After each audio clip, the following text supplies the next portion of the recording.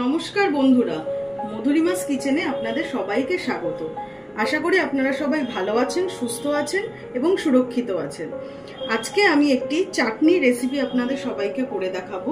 সেটা হলো আনারসের চাটনি। এবার সেটার জন্য আমার কি কি উপকরণ লাগছে সেটা আপনাদের প্রথমে দেখাবো। প্রথমে লাগছে, এখানে আমি আনারসটা কেটে রেখেছি, এরকম স্লাইস স্লাইস করে আনারসটা কেটে রাখতে হবে। আর লাগছে হচ্ছে, বেশি কিছু লাগছে না, আর লাগছে হচ্ছে চিনি, এখানে রয়েছে কিছু কাজু কিশমিশ, আর লাগছে একটু নুন। এই হচ্ছে আমাদের আজকের উপকরণ।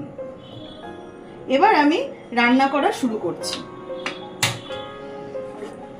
প্রথমে আমি একটি প্যান নিলাম। এবার এই প্যানটার মধ্যে আমি আনারসটা একটু ভাপিয়ে নেব। তার জন্য কিছুই না, এই আনারসটা আমি দিয়ে দিচ্ছি।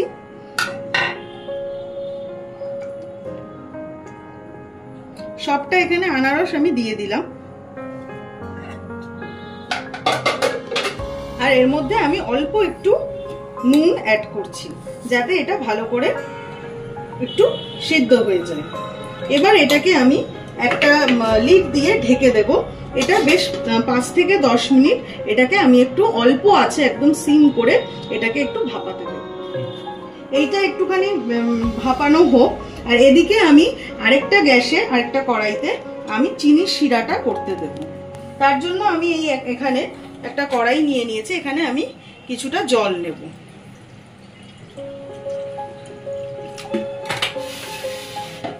আর এখানে আমি মোটামুটি 200 থেকে 250 গ্রাম চিনি নিয়েছি।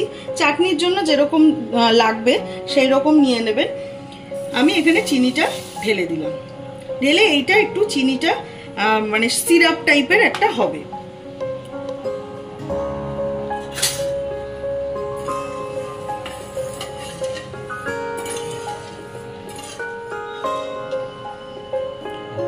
এটা এখন ভাপা হচ্ছে। অন্তত এটাকে একটু 10 মিনিট একটু নরম হওয়ার জন্য এটা দিতে হবে, সময় দিতে হবে 10 মিনিট। আর ওদিকে চিনির শিরাটা ততক্ষণে আমার হয়ে যাবে। এটা মোটামুটি 5 মিনিট মতো হয়েছে, আর একটু 5 মিনিট মতো হবে এটা। তারপরে এটাকে আমি চিনির শিরার সাথে অ্যাড করব। অনেকে আছেন আনারস এমনি খেতে পছন্দ করেন না, কিন্তু আনারসের চাটনিটা একবার বাড়িতে করে দেখবেন। আমি যে প্রসেসে বলছি, খুব ভালো লাগে খেতে। বিয়ে বাড়িতেও অনেক সময় অনেক অনুষ্ঠান বাড়িতে আনারসের চাটনি দেয়। বাড়িতেও খুব একদম সহজে অল্প উপকরণ দিয়ে করা যায়। আপনারা অবশ্যই বানিয়ে দেখবেন। এটা আর 5 মিনিট একটু ভাপানো মতো হবে, যাতে একটু নরম হয়ে আসে। এবার মোটামুটি আমাদের 10 মিনিট হয়ে গেছে। এবার ঢাকনাটা খুলছি আমি। এটা মোটামুটি ভাপানো হয়ে গেছে। কি করে বুঝবেন? কালারটা একটু চেঞ্জ হয়ে যাবে। আর এই যে দেখুন, এটা একদম নরম হয়ে গেছে। এবার এইটাকে আমি যে চিনির শিরাটা আমি হতে দিয়েছি সেখানে আমি অ্যাড করব। এবার এখানে এই যে চিনির শিরাটা ফুটছে, চিনির শিরাটা আমার তৈরি হয়ে গেছে। চিনিগুলো সব একদম গলে গেছে। এবার এই যে এখানে যে আমার আনারসটা রয়েছে, যেটা আমি ভাপালাম, সেটা আমি এটার মধ্যে এখন এই চিনির শিরাটার মধ্যে আমি দেব।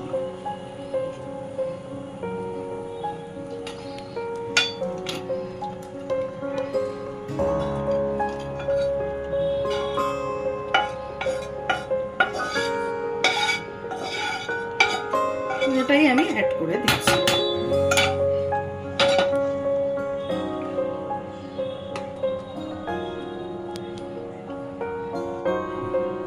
এটা মোটামুটি একটু মিডিয়াম ফ্লেমে এটা একটু এখন ফুটবে। এখন আমি এই কাজু কিশমিশ যেটা রয়েছে সেটা আমি অ্যাড করে দিচ্ছি।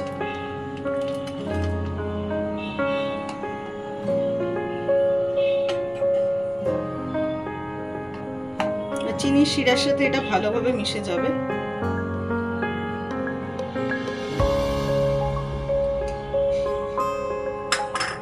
মোটামুটি এখন 5 মিনিট একটু ফুটবে।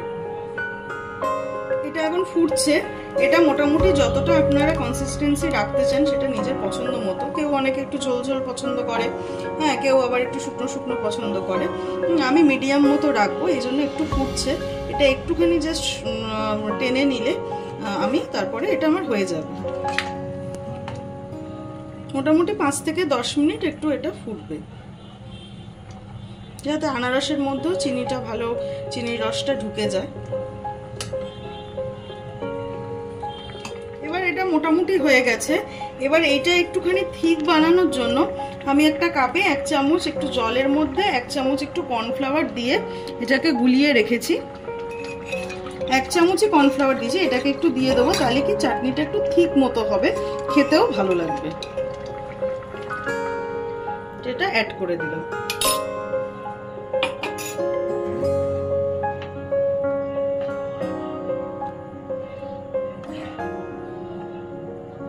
দেখবেন অনুষ্ঠান বাড়িতে যে আনারসের চাটনিটা দেয় সেটা একটু ঠিক মতো হয়, সেখানেও কিন্তু এই প্রসেসেই করে যে একটু কর্নফ্লাওয়ার একটু লাস্টে গুলিয়ে জলে গুলিয়ে দিয়ে দেয়, তাহলে কি এই চাটনিটা একটু ঠিক মতো হয়, খেতেও ভালো লাগে। এটা একটু ফুটে এলেই এটা আর হয়ে যাবে একদম। আর দেখবেন ওটা হয়ে যাওয়ার সময় একটা মিষ্টি গন্ধ ছাড়বে, আনারসের যে একটা মিষ্টি গন্ধ হয় না, এই একটা মিষ্টি গন্ধ পাওয়া যাবে। তো এটা মোটামুটি আর 5 মিনিট মতো এই কর্নফ্লাওয়ারটা মিশালাম, এই 5 মিনিট মতো এরপর একটু ফুটবে, ফুটলেই এটা তৈরি হয়ে যাবে আনারসের চাটনি, আর কিছুই দিতে হবে। 5 মিনিট ফোটার পরে এই আমার চাটনি একদম রেডি। একটু কালারটা দেখবেন একটু চেঞ্জ হয়ে গেছে, আমার চাটনি একদমই রেডি। এবার আমি নামিয়ে নেব। এই যে আমাদের আনারসের চাটনি একদমই রেডি হয়ে গেছে। আমি এখানে ওই কাজু কিশমিশ খেজুর দিয়ে একটুখানি পরিবেশন করেছি, আপনারা চাইলে আপনাদের পছন্দ মতো ড্রাই ফ্রুটস দিয়ে পরিবেশন করতে পারবেন। অবশ্যই বাড়িতে বানাবেন যেরকম করে দেখালাম, একদম অনুষ্ঠান বাড়ির মতোই খেতে হবে। আর যদি এই ভিডিওটি খুবই ভালো লাগে তাহলে অবশ্যই লাইক করবেন, শেয়ার করবেন, আর চ্যানেলটি অবশ্যই একটু সাবস্ক্রাইব করবেন।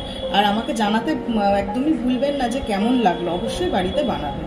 আজকের মতো এখানেই শেষ করছি।